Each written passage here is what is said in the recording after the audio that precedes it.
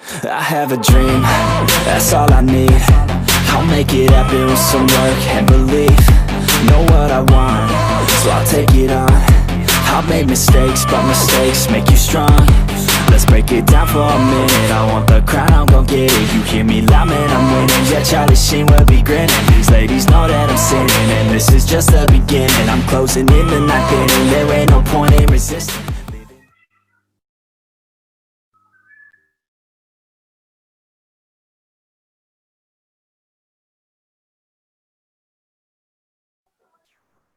Terima kasih, Mas Rokib. Apakah suara saya terdengar jelas?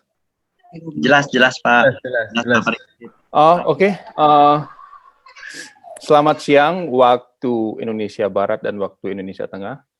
Kepada yang terhormat Ibu Sukarmi selaku Ketua Program Studi Ilmu Hukum Fakultas Hukum Universitas Brawijaya, dan juga salam hormat saya kepada Bapak Ibu dosen di Fakultas Hukum Universitas Brawijaya. Jadi forum ini mengingatkan apa yang terjadi 17 tahun yang lalu ya. Jadi pada waktu itu ketua jurusan hukum internasionalnya adalah Pak Nurdin, kemudian dekannya adalah Pak Herman. Jadi saya kembali teringat ini seperti diskusi kita di bagian HI dahulu. Kemudian saya juga ingin menyapa kepada seluruh Bapak Ibu narasumber dan juga Bapak Ibu dan teman-teman peserta semuanya. Semoga ada ilmu dan pengetahuan baru yang bisa saya sharing pada kesempatan ini. Jadi, pada kesempatan ini saya akan berbicara tentang COVID-19 dan mekanisme penyelesaian sengketa dalam Perjanjian Perdagangan Internasional Indonesia. Jadi, tujuan saya adalah ingin melihat kembali klausul atau provision atau pasal-pasal penyelesaian sengketa dalam setiap Perjanjian Perdagangan Internasional Indonesia. Saya mempersempit ruang lingkup pembahasan melihat hanya pada perjanjian perdagangan internasional yang bersifat regional dan bilateral. Jadi tidak melihat apa yang ada dalam WTO. Kemudian saya juga mempertegas kembali, ketika saya mengatakan perjanjian perdagangan internasional Indonesia, maka saya cukup menyebutnya sebagai perjanjian. Kemudian waktu 10 atau 15 menit yang diberikan tentu tidak akan cukup. Dan sebenarnya apa yang saya sampaikan ini sebenarnya merupakan bagian dari jurnal saya sendiri yang kebetulan pada saat saya ditawari untuk memberikan suatu materi, ini dalam proses editing akhir, sehingga apabila nantinya Bapak Ibu dan teman-teman semua ingin mengetahui keseluruhan ide atau pemikiran saya, bisa melihat ke dalam website jurnal ini dan juga melihat Google Scholar. Oke, secara garis besar memang eksistensi dari bilateral dan regional trade agreement ini memang sangat penting dalam mengurangi atau bahkan meniadakan hambatan-hambatan perdagangan baik yang bersifat tarif maupun non-tarif. Dan perjanjian dagang seperti ini menunjukkan peran yang semakin meningkat. Terlebih, dalam beberapa tahun terakhir, perjanjian yang ada di dalam atau putaran-putaran perundingan yang ada dalam WTO itu tidak menghasilkan sesuatu yang bersifat konkret dan signifikan. Kemudian juga kita tahu, kita dengar juga sekarang WTO itu dalam kondisi yang tidak kondusif. Beberapa putaran perundingan perdagangan itu gagal atau deadlock. Kemudian juga ada kecenderungan peningkatan spirit proteksionisme dengan peningkatan hambatan tarif maupun non-tarif. Kemudian kita tahu ada isu perang dagang antara US dengan Cina. Kemudian yang terakhir, isu yang terbaru, bulan lalu, itu bahkan Sekretari Jenderal of WTO itu mengundurkan diri dengan secara mendadak. Jadi, dengan melihat drama yang terjadi di WTO, maka justru sekarang concern dari suatu negara itu adalah dengan membuat suatu perjanjian dagang dalam bentuk preferential trade agreement. Kemudian juga muatan substansi dari perjanjian ini dalam beberapa tahun terakhir itu tidak hanya mencakup perdagangan barang dan jasa seperti yang kita tahu, tapi juga sudah lebih dari itu. Bahkan kita tahu ada perjanjian dagang yang juga mencakup isu-isu seperti buruh, isu-isu tentang hak atas kekayaan intelektual, bahkan isu-isu tentang investasi. Padahal kita tahu kalau soal investasi itu biasanya diatur dalam bilateral investment treaties. Contoh konkret dari model perjanjian dagang seperti ini adalah kita tahu ada Trans Partnership Agreement, kemudian juga ada ASEAN-China atau ASEAN-Japan FTA yang bersifat comprehensive agreement. Dan Indonesia sendiri juga sangat aktif dalam merumuskan dan menyetujui model perjanjian seperti ini, baik Indonesia sebagai individual country ataupun Indonesia sebagai anggota dari ASEAN. Baik terhadap perjanjian itu dilakukan bersama anggota WTO maupun dengan anggota yang bukan dari anggota WTO. Nah, salah satu poin terpenting dari adanya perjanjian dagang seperti ini adalah mekanisme dispute settlement mechanism, atau yang saya singkat dalam presentasi nanti, dalam slide-slide berikutnya itu dengan nama DSM. Jadi ketika terjadi suatu masalah, maka DSM lah yang akan menjadi klausula penyelamat yang juga akan melindungi kepentingan nasional Indonesia. Terlebih dalam situasi yang luar biasa seperti yang terjadi seperti ini. Jadi dalam pandemik ini, dalam konteks perdagangan, saya melihat dalam website Sekretariat Jenderal WTO itu, negara-negara anggota WTO sudah mengenakan dalam konteks export restriction itu hampir 80 negara anggota WTO itu sudah mengenakan yang namanya export restriction terhadap produk-produk kesehatan. Belum pengenaan biaya pajak tarif dan non-tarif lainnya. Jadi kalau export restriction itu adalah hal yang paling jarang dilakukan, tapi karena pandemik itu menjadi hal yang lazim dilakukan. Dan belum lagi soal import restriction dan sebagainya. Oke, pertanyaan dasar saya ingin jawab dalam sharing ini adalah bagaimanakah ketentuan penyelesaian sengketa dalam perjanjian Indonesia itu apakah sudah beralih dari model yang hanya bersifat politikal dan diplomatik menjadi lebih bersifat judicial atau rule based oriented. Kemudian jika terjadi perubahan, apa yang menjadi faktor di balik itu. Nah, mengenai metode yang saya gunakan, ya saya hanya melihat keseluruhan pasal-pasal dalam penyelesaian sengketa di setiap perjanjian perdagangan internasional yang melibatkan dan yang dibuat oleh pemerintah Indonesia, dan kemudian saya bagi menjadi 2 periode, dari periode GATT dan periode WTO. Periode GATT itu dari 1947 sampai 94, kemudian periode WTO dari 1994 sampai dengan sekarang.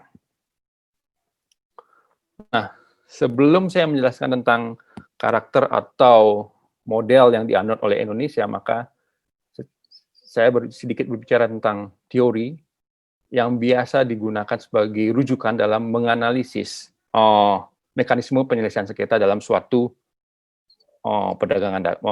perjanjian dagang. Jadi pada umumnya perjanjian dagang,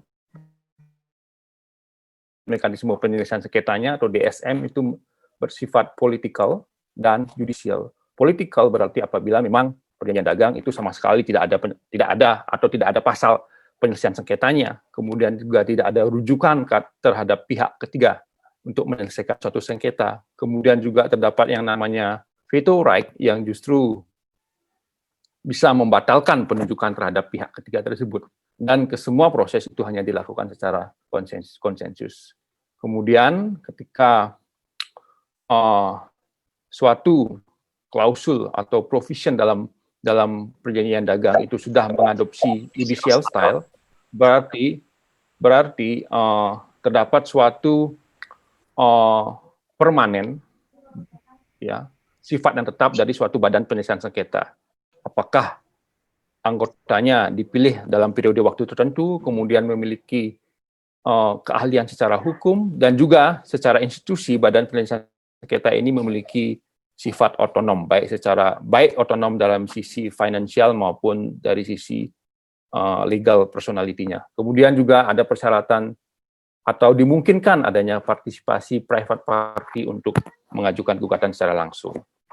Nah, ketika suatu model penyelesaian sengketa ini sudah bersifat yudisial, maka para ahli kembali mengkategorikan model judicial style ini menjadi low, medium, dan high dengan melihat karakter mengikat dari putusan yang dibuat oleh pihak yang bertugas untuk menyelesaikan sengketa.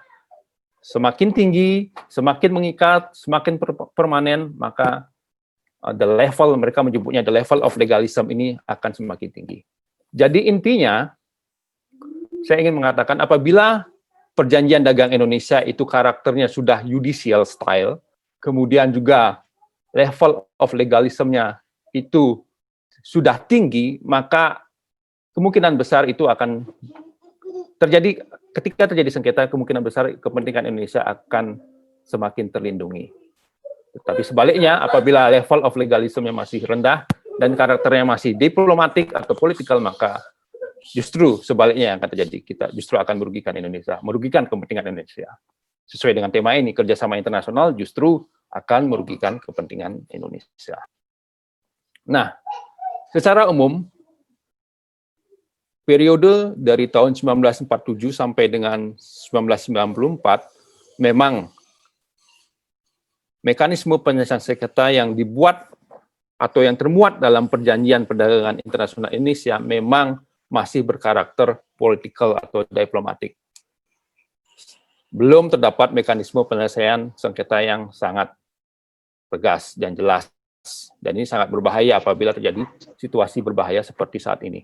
Kemudian yang saya membuat kategori bahwa model penyelesaian sengketa yang dianut itu dibagi menjadi 3 dengan mengandalkan peran dari Joint Committee. Jadi daftar negaranya adalah sudah Bapak Ibu teman-teman bisa lihat. Kemudian dengan mengandalkan mekanisme konsultasi, dan yang terakhir dengan mengandalkan penyelesaian melalui saluran diplomatik. Nah, ada beberapa alasan yang bisa saya sampaikan mengapa pendekatan itu yang dipilih dari sisi internal maupun dari sisi eksternal. Dari sisi internal, kita semua tahu, kita pernah mengalami masa di mana rezim otoriter itu pernah memerintah di Indonesia dalam konteks perdagangan, maka yang akan diutamakan adalah produksi dalam negeri yang dikuasai oleh sekelompok elit tertentu yang tentunya dekat dengan lingkaran kekuasaan.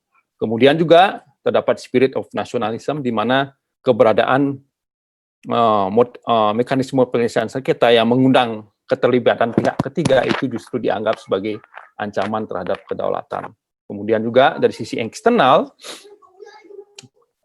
kita tahu dalam sejarahnya memang Indonesia menjadi tapi negara yang pertama kali menjadi contracting party guard melalui mekanisme sponsorship, sehingga mekanisme itu tidak mengharuskan Indonesia untuk melakukan proses negosiasi ataupun proses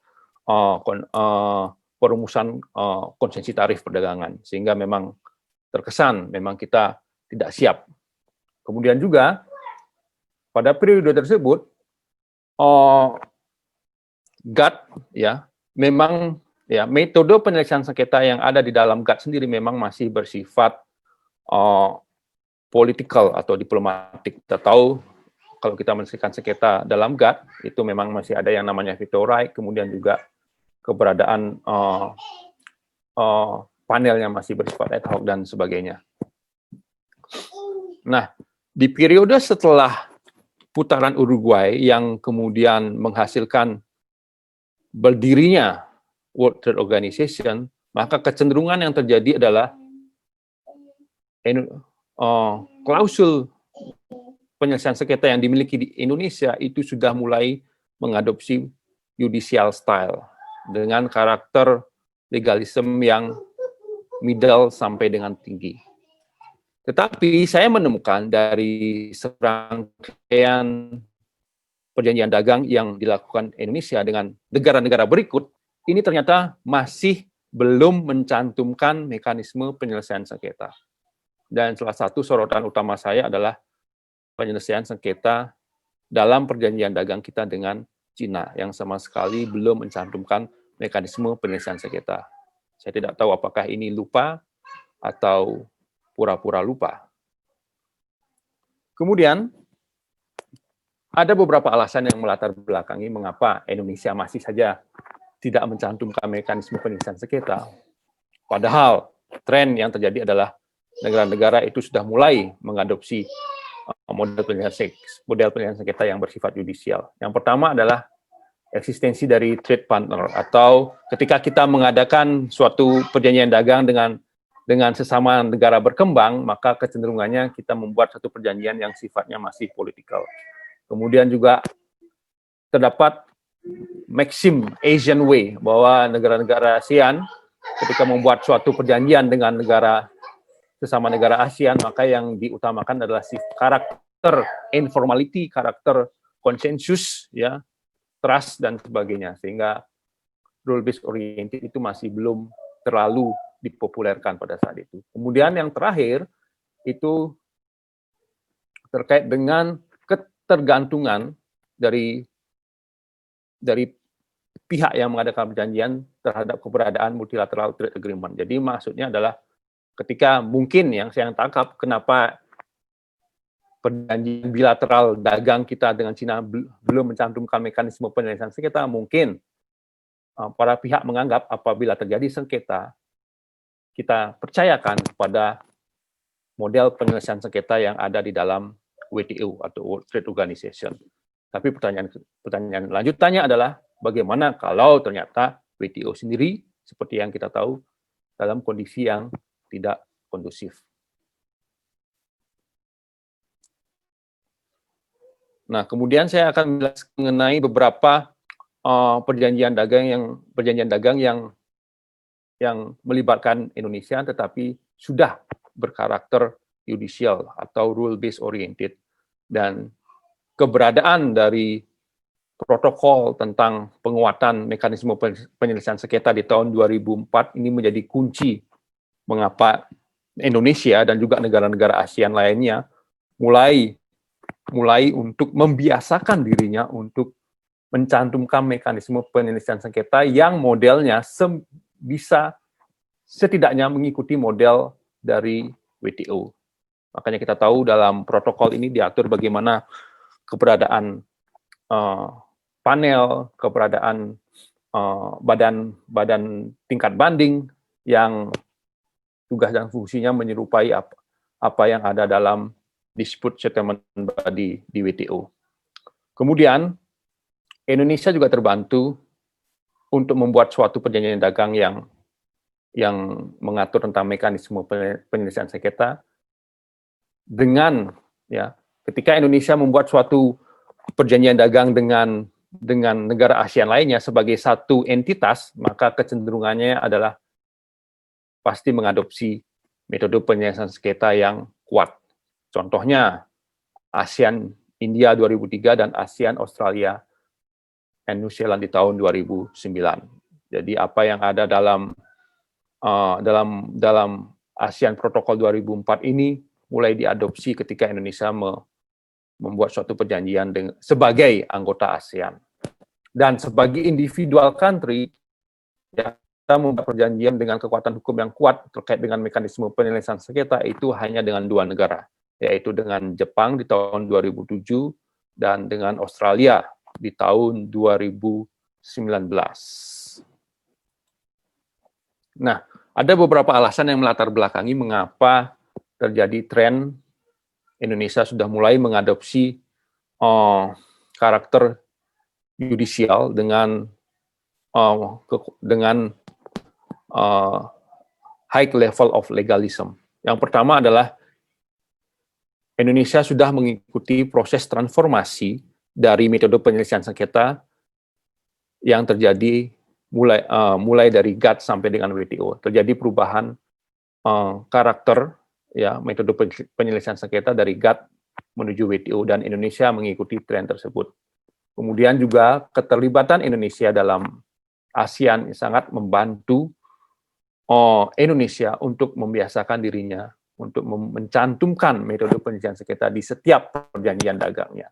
Kemudian juga terdapat suatu teori yang menyatakan, atau saya sebutkan sebagai emulation effect, di mana apabila Indonesia sebagai anggota ASEAN itu berhasil membuat atau merumuskan suatu perjanjian dagang dengan negara lainnya, maka itu akan menginspirasi Indonesia ketika mengadakan suatu perjanjian sebagai individual country. Mengapa kemudian perjanjian dagang Indonesia atau metode penyelesaian sengketa dalam perjanjian Indonesia dengan Jepang, dengan Australia itu sangat berkarakter rule-based oriented karena mereka terinspirasi dari keberhasilan ASEAN-Japan FTA dan ASEAN-Australia-New Zealand FTA. Kemudian yang terakhir itu adalah faktor yang tidak kalah penting adalah terkait dengan keadaan domestik. Jadi semakin demokratis, semakin prinsip transparansi, prinsip good governance itu diterapkan, maka kecenderungan yang akan terjadi adalah bahwa mereka akan mulai mengadopsi, mulai mengakomodir keberadaan mekanisme penyelesaian sengketa secara lebih kuat dan tegas.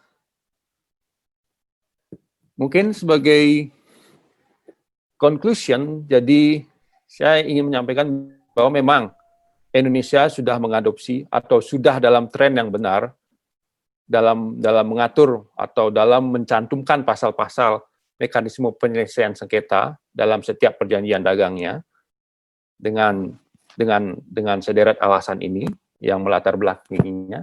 Tetapi sayangnya ya beberapa perjanjian dagang dengan negara kunci, katakanlah dengan Cina, itu belum mencantumkan mekanisme penyelesaian sengketa. Jadi bisa dibayangkan ketika terjadi suatu permasalahan di kemudian hari dengan Cina, ya kalau kita mengandalkan dengan WTO sendiri juga kondisinya saat ini sedang mereka untuk memilih pemimpin, untuk memilih sekretari jenderalnya sampai saat ini masih belum bisa. Jadi untuk memilih anggota Dewan Banding, appellate body saja masih belum bisa. Jadi ya kita berharap saja kepada kemampuan individu para diplomat kita. Sama seperti Barcelona yang mengandalkan Lionel Messi maupun Juventus yang mengandalkan Cristiano Ronaldo. Ya semoga saja diplomat kita memiliki, saya tidak meragukan kemampuan diplomat kita, tetapi memang di kemudian hari memang harus diperhatikan secara lebih serius bahwa dibutuhkan suatu mekanisme penyelesaian sengketa ketika kita membuat suatu perjanjian dagang dengan suatu negara yang berpotensi atau bahkan sudah menjadi kekuatan ekonomi dunia. Mungkin itu yang bisa saya sampaikan. Dan sekali lagi saya sampaikan selamat ulang tahun kepada Fakultas Hukum Universitas Brawijaya yang ke-63 dari angkatan 99 yang rata-rata lahir di tahun 81. Jadi semua ini kalau itu kita main judi ini semuanya ini anunya 9 semua nih. Jadi semoga ini membawa keberuntungan. Terima kasih. Oke guys, kalau kalian suka dengan video saya tadi, jangan lupa untuk like, comment, subscribe, and see you in the next videos. Bye. Everything has changed. It all happened for a reason. Down from the first stage.